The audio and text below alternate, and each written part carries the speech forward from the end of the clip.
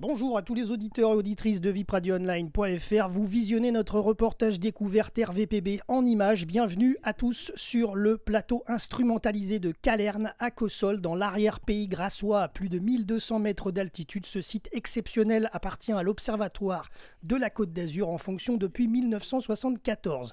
Alors c'est une visite spéciale qu'on a eue lors des Journées européennes du patrimoine 2025. Ici, la nature et la science se côtoient sur une vaste étendue calcaire de plus de 20 km². On y découvre un paysage lunaire qui se retrouve parfois sous la neige l'hiver. Visitable de juin à septembre au grand public sur réservation via le site ocea.eu. On y découvre des coupoles blanches, des antennes, des installations scientifiques.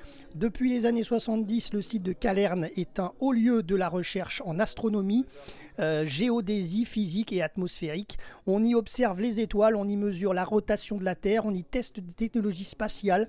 Lors de notre visite, notre guide nous a présenté une lunette qui observe et prend des clichés photographiques quotidiens du soleil de juin à septembre. Et vous pouvez d'ailleurs retrouver ces images sur le site base2000.obspm.fr.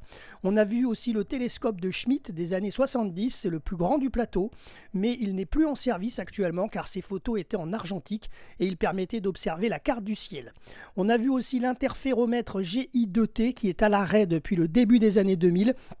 Il permettait de voir les détails des étoiles. Ce bâtiment si attenant est un véritable ovni architectural conçu par les architectes Daniel Leberib en collaboration avec Antilovag. Son aspect organique s'intègre parfaitement au paysage calcaire avec ses dolines naturelles. Sa forme arrondie, presque spatiale, rappelle notamment le célèbre palais-bulle du couturier Pierre Cardin de Théoul-sur-Mer, œuvre du même duo d'architectes. À la fois science de pointe et prouesse architecturale, le GI2T incarne un lieu entre l'innovation technologique et le respect de l'environnement naturel.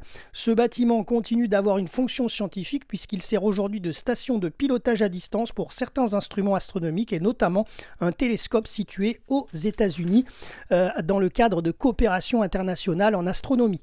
Le site de Calerne reste un site actif et opérationnel de recherche en télésciences. Le guide nous a ensuite présenté le télescope MEO actuellement en activité qui mesure régulièrement la distance Terre-Lune dans la nuit depuis les années 80 à l'aide d'un laser vert géant qui reflète jusqu'au miroir déflecteur situé sur la Lune depuis les missions Apollo. Un lieu fascinant, ce plateau de Calerne instrumentalisé à Cossol. C'était Jérôme pour RVPB, vipradioonline.fr.